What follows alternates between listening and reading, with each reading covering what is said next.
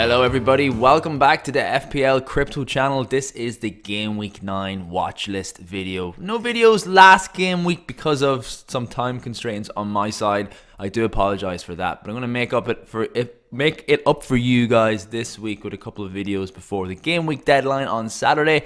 I will do a quick review of Game Week 8 and how it went for me. I won't dwell too long on the games and the individual performances, because it's been 2 weeks since this happened. We'd had a whole international break, which is drawn to a conclusion right now as we speak, which is a relief for most managers. I can't wait for the return of some more FPL action. For Game Week 8, it was great for me. I had a third green arrow in a row, which was a very small one at that. My Game Week rank ended up at 945,000, 47 FPL points scored. Another captaincy fail with Raheem Sterling not really getting anything for me again. So I relied heavily on those Chelsea assets to return for me. Mason Mount and Tammy Abraham, both not disappointing. And they have a great run of fixtures coming up, Chelsea. So I'll get to that later. Really excited to see what they can produce going forward. Van Dijk and Trent in the centre of defence. I feel like it's going to be the end of my Liverpool double defence. When I talk about my transfers later on, I'll explain why. Lundstram and Montoya and Pope, there's the three guys. They're the cheapest assets I have in my team, and they were the best performers for me last week. Pope got his clean sheet. Lundstram likewise just picked up a yellow card to drop him to 5 points, and then Montoya got 6 points. So it was really all in all a bad game week for everyone, but I came out with it with some dignity and a decent green arrow. That puts me at 301,000, which is in good. It's in good shape for the next, for the second third of the season. I have all my chips intact, and I also have my wild card in my back pocket. So looking in decent shape. I want to kind of strengthen while I'm ahead. Get ahead of the trend. Look at some, in this video I'm going to look at some of the fixture swings that are upcoming, particularly some prominent teams. Arsenal have one coming up. Really, we're in amongst it now. We're just waiting for them to hit form. Leicester are another team that have some good fixtures coming up soon, so we're going to look at all them. My watch list then, I've been adding and removing to the watch list since game week 1. And I kind of trimmed it down last week, so it's more manageable. I have about 35 players on there now. Instead of going through my usual routine of hauling through all the fixtures and picking out star performers, I'm going to skip over that first, and I'm just going to look and point you towards, I have it up on screen here. This is the fixture difficulty rankings provided by PremierLeague.com. If you guys want to check this out, it's a free tool. I'll stick a link in the description of this video. You can click on it, download the PDF, print it out, stick it on your wall, your bedroom wall, and analyze all the fixtures. It's basically just a grid, a color grid. The green fixtures are easy or easier, and then the redder the fixtures get, the more difficult they are. So we're going to use that as a basis to kind of look at some potential, for me, transfer targets. And for my team in particular, I have a couple of small issues that I want to kind of eliminate or solve. If I go into just the transfer section here, you'll see there's a fair few flags, these little warning flags for injuries. Greenwood, Dundonker, De Bruyne and Salah are all 75% chance of playing.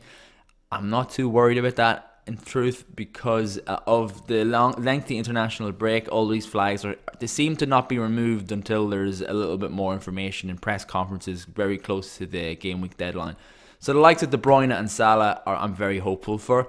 Dundonker and Greenwood, well, I'm going to get rid of Dundonker this week, so I'm not too worried about his flag. It doesn't really affect me in any way. The main thing I want to achieve really is to downgrade my Liverpool double defense because of the next 4 or 5 fixtures on their part. They are more difficult, and I've less confidence in them keeping clean sheets during the next 4 or 5 game weeks. And then I think I'm going to get rid of Dundonker because he's just not being used. I'm not utilizing him in my team, so he's a bench. he's a benched asset every week, and when I do call upon him, I have no confidence in him returning. So I need to upgrade my midfield and then downgrade one of my Liverpool defenders, probably Virgil van Dijk, because of Trent Alexander-Arnold's threat from set pieces, and he is the new assist king in the Premier League right now. So what I'll do is we'll have a look at my watch list. I have players on it already that some of which I own, some of which I am targeting because of my wild card that I still have intact. So any price point really is definitely in consideration for me when the wild card comes along. So there are players on here that I really can't get to. The likes of Aubameyang at 11.1 million in 2 transfers. I don't want to take a hit, by the way. I have 2 free transfers. I do not want to take a -4. That is one of the goals at the start of the season that I had in mind, is less hits. I want to get rid of the problems in my team without taking unnecessary points hits, because they all add up at the end of the season and they could be detrimental to your overall finish. So I have 2 transfers. The way I'm going to release funds to upgrade a midfielder is to get rid of Virgil van Dijk, and obviously the Donker's coming out. And I have a couple of players in mind. I have a couple of strategies that I'm thinking about, which I'd like to put across to you guys. But first of all, let's just take a look at the fixture swings. So Arsenal have 4 of their next 5 fixtures with an FDR ranking of 2. So that's really, they are a team that you should be looking to get into. I don't think the defense is the route into Arsenal. I also find it difficult to pinpoint any player with confidence that I can say is a great asset from Arsenal other than Pierre-Emerick Aubameyang. The players in question, we have Aubameyang. We all know he's a star performer. He's done it. He did it last year in FPL. He's on my watch list. He's 11.1 million. I can't get to him in 2 transfers, so I can't consider him right now. Nicolas Pepe and Saka. So Saka is an interesting one. The thing about Saka is, if we just open up let's just look at Arsenal here for a moment, and we pull up some of their players. So Pepe hasn't hit form yet, but he's still taking it along nicely. He got an assist in the last game, and the only solitary goal he got was handed to him by Aubameyang when he gave him that penalty kick against Villa. So he hasn't hit form yet, but he definitely will eventually. We all know what he's capable from last season when he played in Ligue 1, so we know that he has it in him. The fixtures might just kind of propel him into action. I think Sheffield United away is difficult for Arsenal, so I wouldn't see any of their assets as essential for game week 9. But beyond that, I feel like those 2 home fixtures will kick them on. So Aubameyang's definitely in my plans. Pepe is in the back of my mind too. I'm just waiting for a little bit of confirmation in terms of his form. I need him to kind of kick on more. Saka and Lacazette. So Saka's getting game time. He's 4.5 million. And in the last 2 game weeks he started. He got 1 assist against Man United, and he then started again against Bournemouth. I can't help but feel that the reason he's starting is because of Lacazette's absence. So Lacazette is definitely the preferred player here, which will push Aubameyang back onto the wing. The only issue we have with Aubameyang is that we don't have any information on his injury, the state of his ankle at the moment. He was ruled out for quite a while from game week 4 onwards, and we still haven't heard any updates. So I'm not going to consider him right now. I think at 9.3 million, he is a good option into this Arsenal team for this run of fixtures that we can see here. Sheffield United, Crystal Palace at home, Wolves at home, Leicester away, Southampton home. So for me, I can't really consider any Arsenal defenders. I know the likes of Tierney's back from injury, but again, we just don't have any idea how he's going to kick on in the Premier League. He hasn't had any Premier League game time, and he's still very much getting back to full fitness. So I'm not going to consider Tierney at the moment. Arsenal can't keep clean sheets anyway, so it's very, very difficult to justify spending 5.4 million on a player who when the team itself doesn't look like keeping any clean sheets. The next team I'll draw your attention to, and they are very much hit and miss, hot and cold, it's Bournemouth. Bournemouth have Norwich at home and Watford away. United at home then is game week 11, and then you've got Newcastle and Wolves. So in the next 5 game weeks, they do have 4 very, very tasty green fixtures in there. The only problem is, as I said, it's Bournemouth. They're so unpredictable. It's hard to know what type of team will turn up, if they're interested, if they're going to get you any attacking returns. Defensively, there's issues. In terms of expected goals, for any of you guys that like to look at those kind of stats, Bournemouth are top of the Premier League table for expected goals conceded. So expected goals are not everyone's cup of tea, but it's interesting to see that they are really conceding a lot of big chances to teams, and it's evident in the amount of clean sheets. So the players that I'm interested in, funnily enough, Ake and Rico do interest me. I think Nathan Ake is a little bit too expensive for me, but if we pull up Bournemouth here, we just take a look at Nathan Ake. He's 4.9 million. It's just a wee bit too much for a team. Look at that. Eight games, no clean sheets. Too many one-pointers in there for my liking. He does have a goal and assist, and he's so threatening in the air from set pieces. He's always in and around the box for any sort of corners or set pieces. Which brings me to the next player. It's Diego Rico. So for 4.2 million at his current price, you can get into that Bournemouth defense. He seems to be nailed to start now with the Charlie Daniels injury. He's out long term, so there's no direct player to take his place, Diego Rico, in his current position. Now, I have reached out to some Bournemouth fans on Twitter. Shout out to FPL Dachshund, who filled me in with the fact that Ryan Fraser isn't getting into the team. If you look at Ryan Fraser, when he does start, Diego Rico tends to drop out, and they play 3 at the back, spreading one of the centre backs into his position. So it is a little bit of a risk from a rotation, but at 4.2 million, it really does free up funds for me nicely. So Diego Rico is in the back of my mind as a good option, and the reason why is because he takes the corner kick. So he has taken over corner kick duty for Bournemouth, and they have looked threatening from set pieces. He has 2 assists also from, I think one of them is definitely from a corner anyway. So he has 2 attacking returns this year. No clean sheets to back them up though, which is the cornerstone of your defensive assets. You want to get those clean sheet points.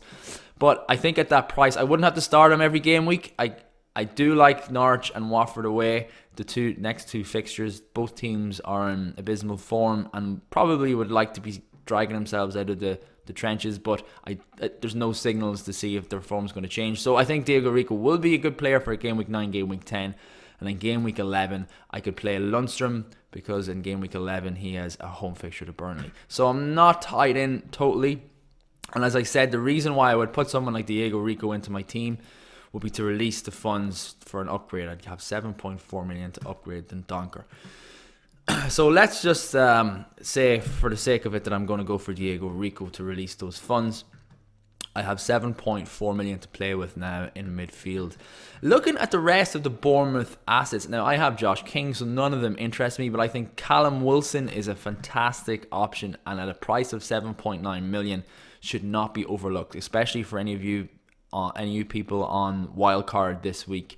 He had his first blank in Game Week 8 against Arsenal, and he has 5 goals, 3 assists this season, and he's only 7.9 million, 13% ownership too. He would be a shoe into my wildcard team if I had activated it this week, and I think he has to be respected. Looking at the fixtures too, similar to Rico, 4 of the next 5 are those green FDRs, some really good ones in there. So I expect him to return, and return well.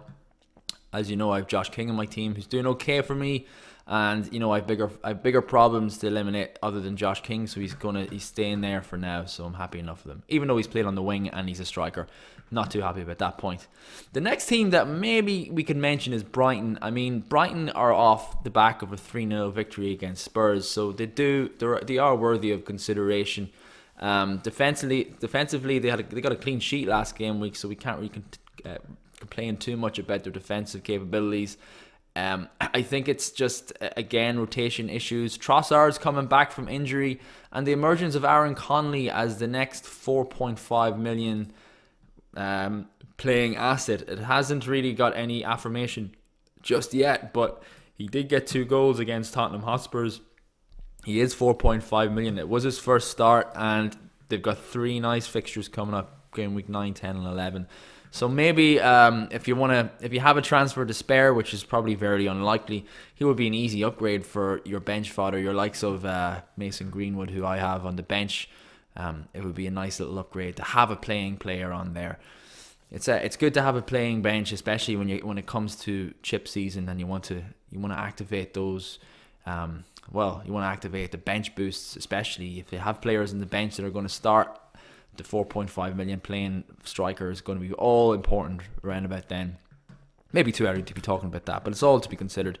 Trossard, then, there's no word yet on whether or not he's going to return. I mean, it says here expected back 19th of October. Keep an eye on it. I think he's a great asset. 5.8 million, he's a great price too. The likes of Mope as well. He looks really good. He seems to have nailed down the start. So I think Mope is also to be considered. He's only got 3 goals this season so far, but he's looked very sharp. And then obviously you can get into the defense. So I'm already in there with Montoya. I think Lewis Dunk's a better option than Montoya, but they're getting some clean sheets in there. Matt Ryan too, obviously, is picking up some points. So there's 3 clean sheets in there for Brighton this season. So to have a defensive asset might be useful for the next few game weeks, definitely. Leicester have the pick of the fixtures on paper. If you look at the next 3 especially, they've Burnley at home, Southampton away, Crystal Palace away, all winnable fixtures. I think it's going to be hard to pick which players are going to perform well, as it has been so far with Leicester. It's hard to kind of find which player is going to kick on, but I think you can't go wrong with Vardy and Maddison. For me, I don't have any way of getting into Vardy, so it's going to be Maddison I'm going to consider. Tielemans too, if you're a little bit caught for cash at 6.4 million. Hold on, I'm getting ahead of myself here. Let's just pull up Leicester's team. So obviously in defense, Pereira is your premium option, but at 6.2 million, I think it's just too much. I don't know how you can spend that on it. I mean, Lucas Digne too at 6 million. It's hard when teams aren't up to scratch and they're not going to pull in the clean sheets consistently like your Man Cities and Liverpool did last season. It's very hard to spend that amount of money on a defender when you're reliant on the attacking returns too. He's got 2 goals this season, and last year he had 2 goals, 8 assists, so there is more to come from Pereira, you would suspect. Great fixtures ahead. It's just hard to find 6.2 million. Not for me. Evans and Soyuncu and Chilwell, they're the 3 next in line. Evans is going to start in the centre defence, which is paired with Soyuncu. 4.7 million. Soyuncu's definitely the best value. I think Chilwell has a lot to give. He hasn't got going yet this season. He started slow, but he definitely does have a lot of assists in his bag. So I think at 5.4 million, he might be a good option to go for 4.2%. So ownership, so not bad. I think that's all I'm going to say about Leicester. Well, to be honest, Maddison is my player that I want to get in this week. He has got a flag on him though, which is stopping me. He had illness there. He dropped out of the England internationals with an illness. I don't know what it was, but hopefully I get some press conference news, because he is my number 1 target this week because I can't get into Vardy. So I'm looking at 2 transfers that do something like this, to have Rico Maddison in for Dendoncker and Virgil van Dijk. So I haven't pulled the trigger just yet because I just don't have all the information that I need to do that. And I also am not caught for cash. 0.2 million still in the bank if I go for these transfers, which means I don't have to kind of keep an eye on all those transfer price changes, the rise and falls for the next couple of days. I should be safe enough there. So Johnny Evans scored on Monday night for Northern Ireland, so he should definitely be considered for 5 million. He doesn't have a huge attacking return history in FPL, but definitely should be considered. I'm tentatively going to put in West Ham and Wolves into the category of having good fixtures. I know the form has not all been there. Wolves in the last 2 game weeks, very much so. West Ham, not really. They've done all right. I don't know who you'd look at West Ham, you might think Ryan Fredericks is a good option, but he's a defender, and West Ham just are not going to be a reliable source of clean sheets this year. So Fredericks, for his attacking returns, surely. He got 1 assist against Crystal Palace at home, so it's the price point as well at 4.5 million. Not for me, defensive wise, for West Ham. I had Haller in my team not so long ago. I do think he's still a great option. It's the 7.4 million price tag that is difficult to part way with. It's hard to spend that money on a West Ham striker. we all found it very hard to get Arnautovic in at that price, even though he was injury prone. He was around 7 million. It's hard because they're going to have periods where they're going to go dry. And saying that, 10, 11, 12, Newcastle at home in there, Sheffield United, 2 home fixtures for West Ham. They tend to do better at home. So Haller is a good option, and he's only 5% owned. I think Yarmolenko is a great option at a better price. He's already on my watch list. So Yarmolenko's 6 million. And he's performed. I'm just going to add him actually. I don't think he's on the watch list. There you go. He's on it now. So he's got his 3 goals, and he's only kind of really started from game week 4 onwards. So he's done really well, and he has a wicked left foot in him. Great player, and just shoots on sight, which is always a great thing for an FPL asset. Lanzini then 6.4 million, a little bit too expensive for me. He is a creative force, great player. But really, he's done okay from FPL standards. It's just, I just don't know. I don't know if I want to give a place in my midfield to a West Ham midfielder. Jimenez and Bully for Wolves. So Wolves are on a bit of a streak at the moment. Southampton at home, Newcastle away, next 2. The next 5 fixtures look okay also. I think for Wolves, there is one player that stands out for me. He's fixture proof. Well, sorry, he's rotation immune, more like. I don't think anyone's fixture proof in the Wolves team. It's Willy Bolly. He's 5 million. Bolly did grab a goal in the Europa League. He gets a good few bonus points too, and those clean sheets roll in. So 2 on the bounce now, clean sheet wise for Wolves. Game week 7, game week 8, and Willy Bolly certainly is their best defender, and he is a threat from with his head, especially when he's in around the box for any of those corners and set pieces. Southampton at home next is a nice fixture. He does, he does interest me. Again, I can do something like this, so I could go Willy Bolly, and then I could go for a Tielemans or someone under 6.6 million to take the 5th midfielder spot. I do really want a Leicester midfielder in there. I feel like they're a different team under Brendan Rodgers this year, and they've started slowly, but they're gradually improving. So Willy Bolly is definitely in my mind as just a bit of a differential defender in there who has a lot of threat in the air. Jimenez, he got his 2 assists. The thing about Jimenez is, I don't know, for 7.1 million, I don't think I can captain him, which is fine, I suppose. But I have Tammy Abraham in my team who's going nowhere, absolutely nowhere, probably for the season. Famous last words. King then, okay, I could replace him with King, but I don't know if I want to do that because Bournemouth's fixtures are probably better than Wolves all in all, and Bournemouth don't have to deal with any of the Europa League that Wolves still have, which is a little bit of a burden, definitely on players playing on a Thursday. Playing on a Thursday night and then playing again on a weekend is difficult when you're travelling around Europe too. And well, it's taken its toll on Wolves as it did on Burnley last season. So I'm going to ignore Jimenez for the moment. I would like to have him, and I wouldn't argue with anyone who would go for him. Bit of a punt, but he has not really a punt because he's proven. He has done it before. He did it last season, and he can get you points. So, yeah. In terms of game week 9, the deadline is Saturday. It says 6:30, but this is a different time zone, so you're talking 12:30 GMT. I'm looking forward to United Liverpool on Sunday. I'm a big United fan, if any of you guys can remember from previous videos. I don't have any United players in my team. It's unfortunately it's FPL logic over passion when it comes to choosing any assets. I'd love to have Anthony Martial. Okay, here we go. Crazy predictions. So I've done it before. We missed a week. But let's hear what you think. So every week I ask you the guys to comment in the YouTube comment section and put in some sort of crazy prediction, some random event that might happen in the upcoming game week. So my one this week is Anthony Martial to return from injury and score a late winner against Liverpool. Now, this is me speaking from the heart because big United fan. As an FPL fan, okay, I'll probably not be on the double defense anymore. So the clean sheet knockout won't break my heart as much from an FPL perspective. I only have Trent and Salah at the moment, but yeah, I'm just gonna go with it. Martial to score a late winner against Liverpool, it would be amazing, and it might save Ole Gunnar Solskjaer's job as things are going at the moment. I mean, a big defeat to Liverpool is hard for any fans to stomach. I'd like to see him be given more time, but that just might not happen in this day and age, especially with our biggest ex-rivals. I don't think we can call Liverpool our rivals anymore, because they're leaps and bounds ahead of us in every aspect, in every part of the field. So yeah, still haven't won a Premier League title though, so we can hold that against them at least until the end of this season. So let me know what you guys think are going to be your crazy predictions for this week. The best one will be showcased, or the one that comes true, if any of them come true, will be showcased in next week's video.